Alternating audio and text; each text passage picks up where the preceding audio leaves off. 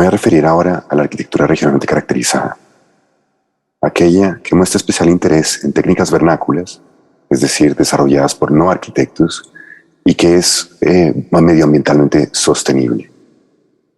Este tipo de arquitectura utiliza materiales propios del lugar, emplea técnicas constructivas tradicionales para responder al entorno físico, se lleva a cabo mediante un proceso constructivo y de diseño que es responsable con el medio ambiente. En el trabajo se aplican estrategias pasivas o activas bioclimáticas.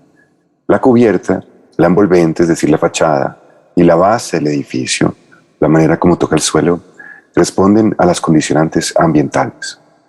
La arquitectura de esta tendencia se incorpora, es respetuosa y no es invasiva en el entorno. Y en el proceso de diseño se tienen en cuenta consideraciones afines a las ciencias naturales y ambientales. Este es un ejemplo arquetípico del siglo XX de arquitectura medioambiental y que obedece a estas premisas, puesto que la vivienda se mimetiza con la naturaleza del entorno, explora técnicas y materiales vernáculos rurales del Brasil.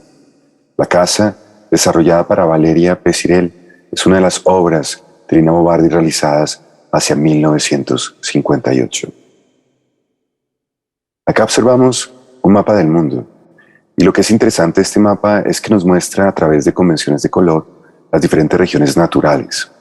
Podemos observar una fuerte afinidad entre la Amazonía latinoamericana, el centro de África y algunas zonas del sureste asiático, afinidad que luego se ve reflejada en que se practican en estas zonas arquitecturas muy similares. También se ve una fuerte afinidad entre algunas regiones de Argentina y Chile con Europa o Norteamérica, algunas regiones del norte de México, también de algunas partes de Centroamérica o de América Meridional, con algunas regiones áridas también de África y Medio Oriente y Australia. Podemos referir, cuando hablamos de medio ambiente, la arquitectura como si se tratase de un vestido, un traje, un atuendo. Los trajes típicos, por ejemplo, nos permiten dilucidar las características naturales de esos lugares en los cuales se utiliza ese traje típico. Hablemos, por ejemplo, de la persona que ven ustedes en imagen sentada en el piso. El sombrero, que equivaldría a la cubierta en la arquitectura, es un sombrero con una fuerte inclinación, lo que significa que en ese lugar llueve bastante. También tiene una ala ancha, lo que quiere decir que se protege del sol. La persona está con ropas muy livianas o pocas ropas, lo cual da a entender que el clima es alto y cálido.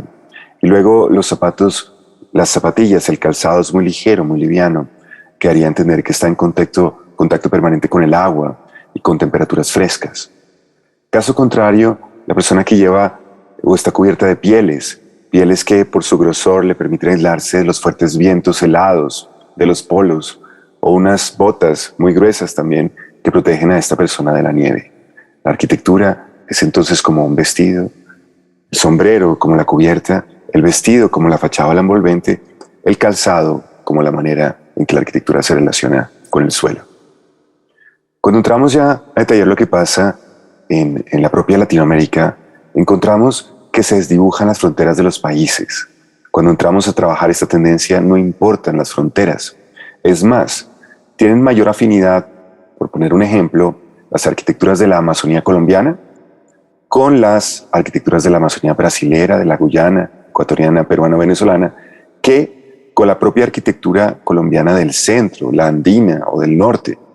La arquitectura andina, a su vez, tiene más afinidad con la arquitectura boliviana o con la arquitectura del sur de México o con la arquitectura de, por ejemplo, la Argentina o Chile, que lo que tendría con la arquitectura de unas zonas áridas del norte. Entonces, lo que es importante entender acá es que al momento de hablar de arquitectura adaptada al contexto, ya no podemos hablar de países, de naciones o de ciertos lugares delimitados por consideraciones que no sean geográficas. Evidencia de ello es la arquitectura vernacular, la arquitectura tradicional, y encontramos unas similitudes impresionantes a nivel de la cubierta, de la arquitectura de la Amazonía colombiana, la arquitectura paraguaya, la arquitectura de la Amazonía del Brasil, el material vegetal que es del contexto, la manera como se protege de las lluvias y la manera también como evacúa el aire caliente o el humo del interior de la edificación. Encontramos a nivel de la envolvente o fachada fuertes afinidades entre arquitecturas mexicanas, bolivianas o argentinas, en las que se utiliza la arcilla, la tierra, la tapia, el adobe, los bloques de tierra cruda o cocida.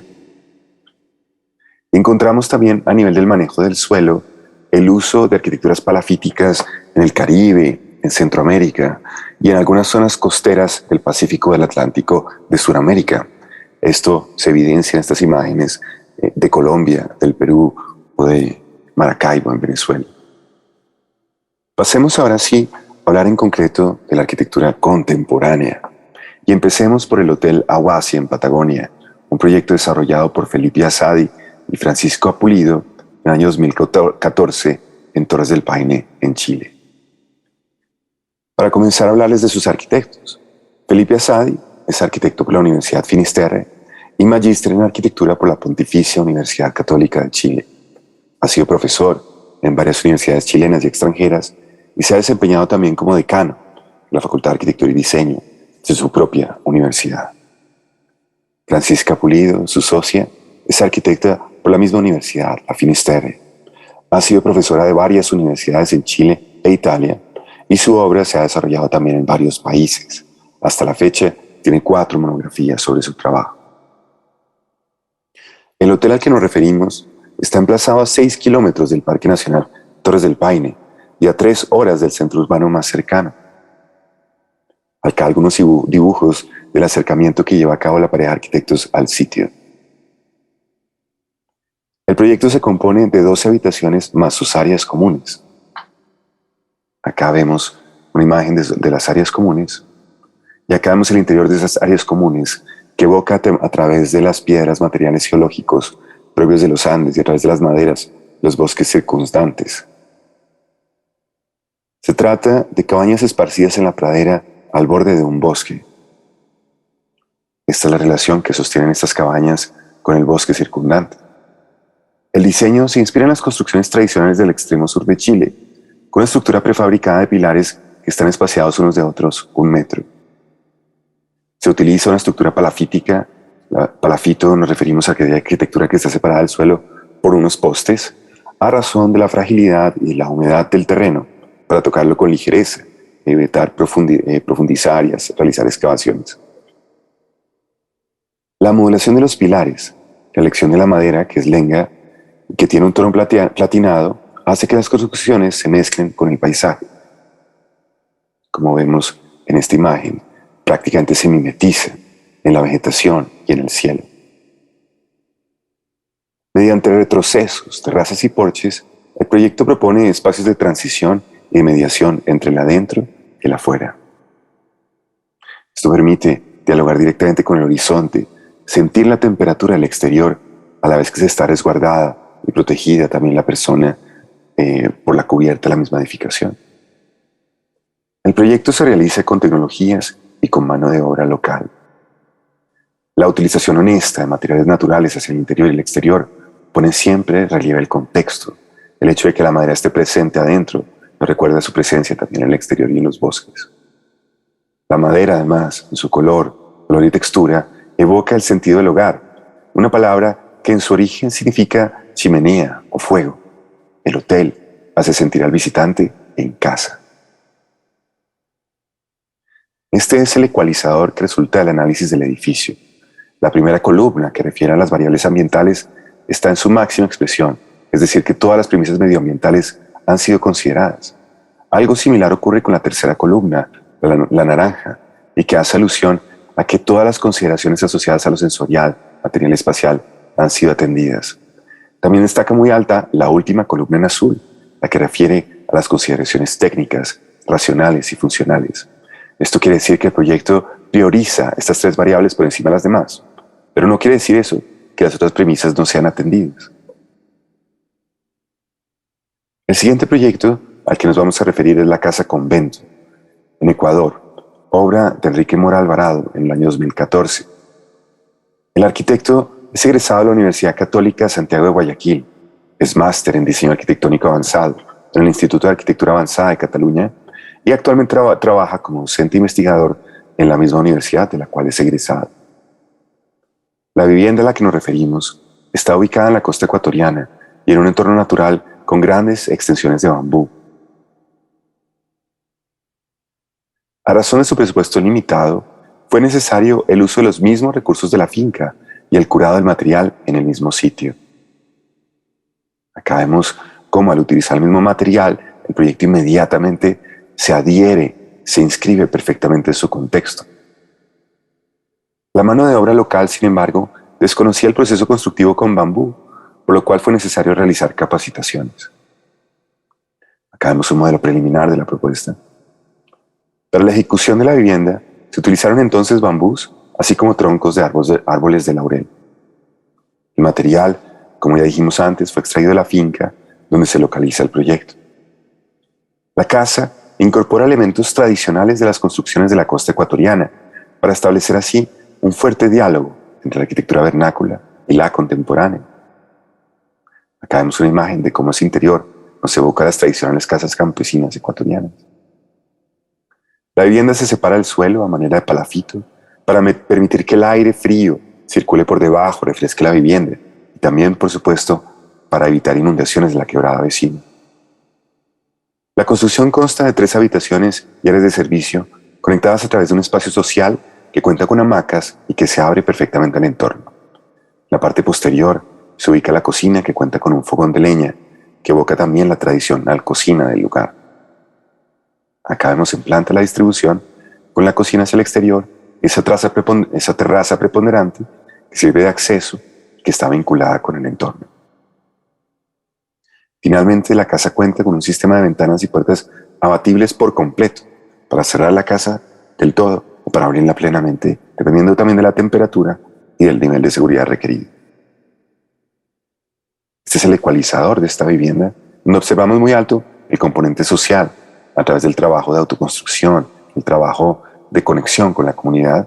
Esa es la segunda columna, la amarilla. Por supuesto, destacan sobre todo las premisas medioambientales y también las racionales, porque en este proyecto se llevó a cabo un riguroso trabajo técnico, constructivo y también un estudio cuidado de lo funcional. El tercer proyecto al que nos vamos a referir, también en Ecuador, es la Casa en el Carrizal, obra de Daniel Moreno y Sebastián Calero en el año 2015. Daniel Moreno es arquitecto de la Pontificia Universidad Católica del Ecuador, con maestría de diseño arquitectónico avanzado por la Universidad de Buenos Aires. Actualmente trabaja de forma independiente. Por su parte, Sebastián Calero es egresado de la misma universidad con maestría en proyectos arquitectónicos avanzados en la Universidad Politécnica de Madrid. Actualmente es docente de la universidad a la cual es egresado y ejerce, al igual que Daniel, la arquitectura de manera independiente. El Carrizal es una casa abierta para una pareja, un montañista y una historiadora de arte. Observamos una imagen de la casa desde el exterior y podemos destacar que para su fabricación y diseño, la casa comenzó por levantar los árboles cítricos existentes. Esto con el fin de sortear la naturaleza y generar patios naturales. Acá vemos el vínculo fuerte que tiene la casa con su contexto y con los árboles, así como los patios donde hay un descanso y un tránsito del abierto al cerrado.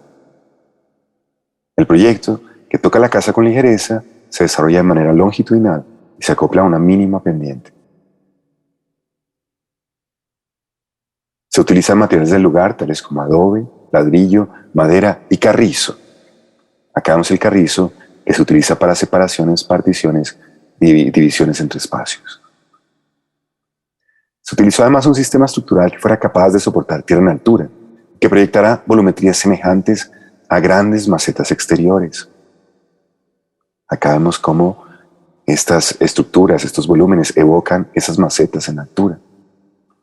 Las columnas fueron colocadas en el lapso de una semana, con el apoyo de amigos y el grupo de arquitectos involucrados. La casa presenta una fuerte armonía con el entorno a raíz de sus materiales, y estos mismos se presentan en franjas y estratos, lo cual ayuda a transmitir calidez y también evoca el componente de la montaña asociado a la función, al oficio y a la labor de uno de sus habitantes.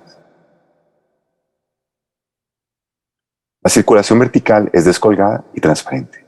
Este espacio central, por ejemplo, contiene un juego de cajas voladoras que ayudan a transportar objetos y a descolgar macetas. Los cables y poleas evocan nuevamente los mecanismos utilizados para practicar montañismo en un guiño simbólico. Acá vemos esos elementos de poleas que elevan las macetas y permiten subir y bajar cosas por la casa. Se estableció un sistema de recolección de agua lluvia. Por medio de filtros vegetales, se tratan aguas negras y grises que van a un pequeño estanque artificial.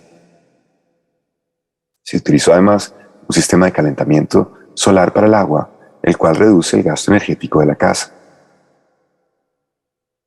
Este es el ecualizador de la vivienda, donde vemos muy alto lo medioambiental, muy alto lo social también por todo el proceso autoconstructivo que la casa llevó, un cuidadoso trabajo de lo sensorial, de lo espacial y lo material, algunos componentes simbólicos y también técnicos.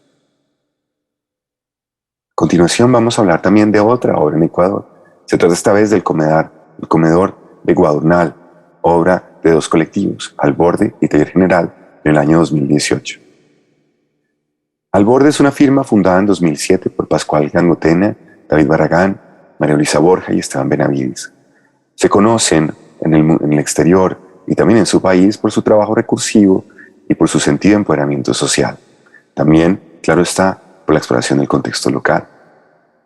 Y por otra parte, Taller General se compone por dos integrantes permanentes, que son Martín Real y Florencia Sobrero, que trabajan con otras personas en diferentes proyectos y que confluyen alrededor del activismo, la lectura, la docencia, la construcción, el dibujo, la planificación y la gestión. En este proyecto en particular, que lo vemos acá, se trabajan esos componentes, el contexto local, pero también el contexto social. En 2016, para la Conferencia Mundial de ONU Habitat, se encargó a la oficina Al Borde, el pabellón alemán, que vemos acá en las imágenes, con el compromiso también de que el pabellón se pudiera reutilizar más tarde con un fin social. De manera que es este pabellón el que posteriormente se traslada al lugar definitivo y va a funcionar luego como aulas, comedor, taller e invernadero. Acá vemos su uso hacia el interior y vemos también cómo el proceso para llevar a cabo el proyecto, para adaptarlo al lugar, incluyó temas de diseño participativo con la comunidad, lo cual garantizará la apropiación del proyecto y también su permanencia en el tiempo. Puesto que el terreno se inunda en épocas de lluvias, el edificio se eleva, permitiendo dotar la planta inferior de un uso efímero.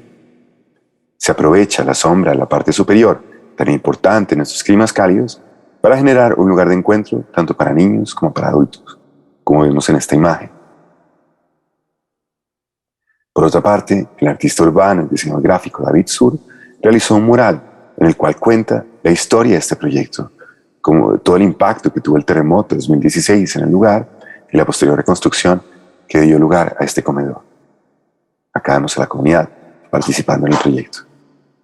Este es el ecualizador que deriva de este proyecto, donde claramente destacan a la par con las componentes medioambientales, los componentes sociales, muy fuertemente expresados y representados en lo que acabamos de ver. El último proyecto, la Cueva de Luz Cifais, ubicada en Costa Rica, es un proyecto que ustedes, quienes están tomando este curso, analizarán y serán ustedes también quienes nos digan cuál es el ecualizador definitivo del edificio.